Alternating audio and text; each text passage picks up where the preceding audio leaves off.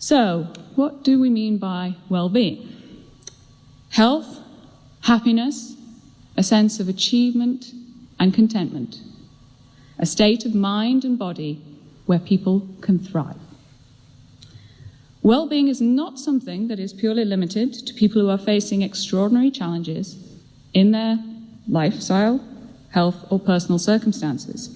Everybody here has a level of well-being.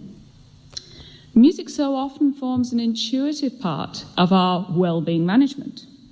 Music to pick us up, music to calm us down, music to heal our sorrows.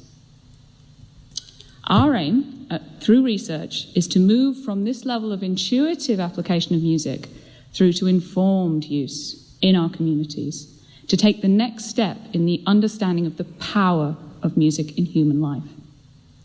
Music already works for us on so many levels, whether it's soothing and teaching our infants, bringing people and communities together, adding spirit to our work and personal endeavours.